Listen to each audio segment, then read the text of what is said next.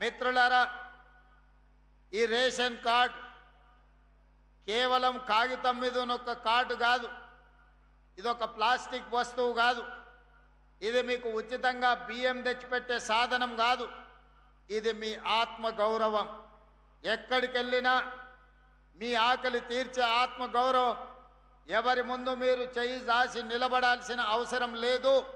ఈ రాష్ట్ర ప్రభుత్వం ఇందిరమ్మ రాజ్యంలో ఏ పేదవాడు కూడా ఆకలితో నిద్ర పడకూడదు, ఆకలితో పస్తులు ఉండకూడదు అని సంకల్పంతో ఆనాటి నుంచి ఈనాటి వరకు మొట్టమొదటి భారతదేశంలో పేదలకు నిత్యావసర వస్తువులను పంచడానికి రేషన్ షాపులను కనిపెట్టిందే కాంగ్రెస్ పార్టీ.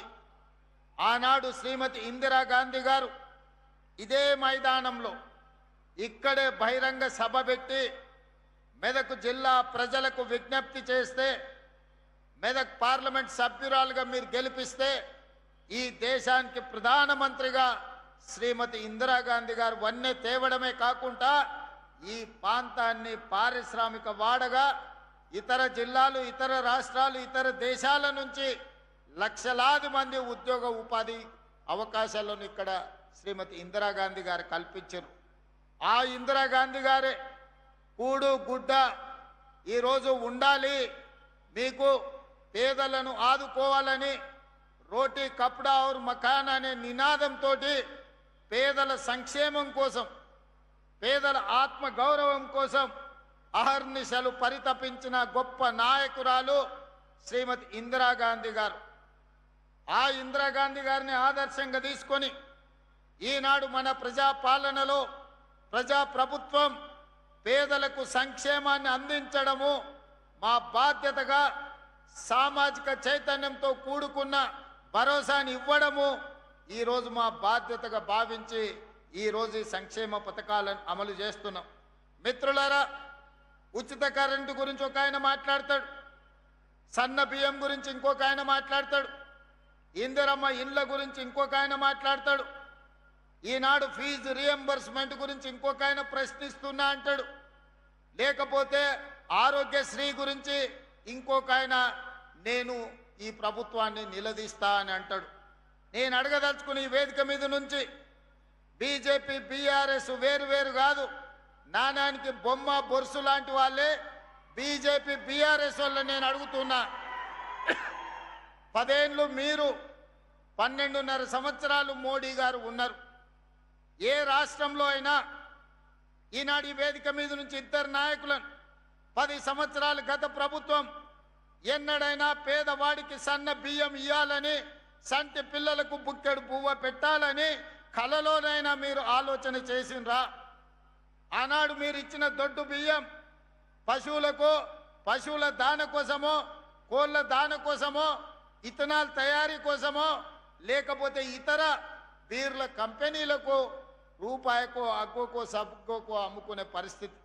ఈరోజు మా అక్కల్ని అడుగుతున్నా, నా ఎదురుగా ఉన్నారు, ఆ 10 సంవత్సరాలు దొడ్డు బియ్యం ఎన్నడైనా వండి మీ బిడ్డలకు బుక్కెడు పువ్వ పెట్టినరా?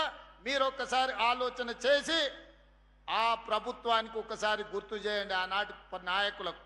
ఈనాడు ఈ ప్రభుత్వం పెద్దలు ఉత్తమ్ కుమార్ రెడ్డి గారి నేతృత్వంలో హుజూర్ నగర్లో సన్న బియ్య కార్యక్రమం ప్రారంభించి రేషన్ కార్డులకు సంబంధించి తుంగతుర్తిలో కార్యక్రమాన్ని తీసుకున్న తర్వాత ఈరోజు 3,48,00,000 ప్రజలకు ప్రతి నెల 2,16,000 క్వింటాల సన్న బియ్యాన్ని మీ ఇంటి దగ్గరికి ఈరోజు తెచ్చిస్తున్న మాట వాస్తవం కాదా? 17,000 పైచలకు రేషన్ షాపుల్లో ఈరోజు సన్న బియ్యం మా ఆడబిడ్డలు తీసుకెళ్తున్న మాట వాస్తవం కాదా? ఇవాళ నేను అడుగుతున్న మా అక్కల్ని, అక్క, ఉత్తమ్ కుమార్ రెడ్డి గారు ఇచ్చే సన్న బియ్యం ఎప్పుడైనా బర్రెల దాన కిందనో కోళ్ళ దాన కిందనో వాడినరా? ఆనాడు దొడ్డు బియ్యం బర్రెలకో కోళ్ళకో దానగా వాడితే ఈనాడు ఉత్తమ్ కుమార్ రెడ్డి గారు ఇచ్చే సన్న బియ్యం సంటి బిడ్డలకు బుక్కడి బువ్వ పెడుతురు. కుటుంబం మొత్తం కడుపు నిండా ఈరోజు బుక్కడి బువ్వ తింటున్నారు, కంటి నిండా నిద్రపోతున్నారు.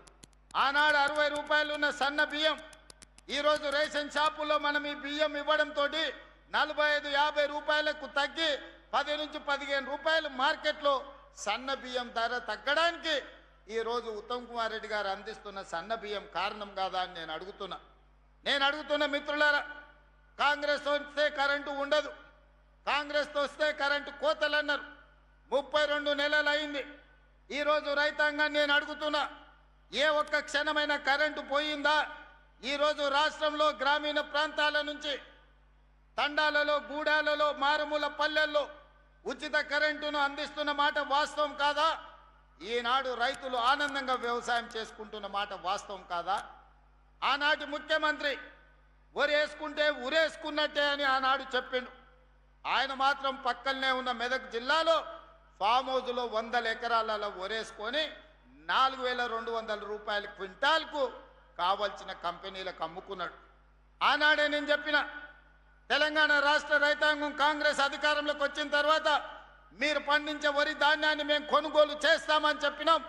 ఈనాడు మీరు పండించిన వరి ధాన్యాన్ని కొనుగోలు చేయడమే కాదు, ఉత్తమ్ కుమార్ రెడ్డి గారు 500 రూపాయల బోనస్ ఇచ్చి చివరి గింజ వరకు మీ పంటలను కొన్న చరిత్ర ఈనాటి ప్రభుత్వంలో మీ కళ్ళతోనే చూస్తున్నారు కదా.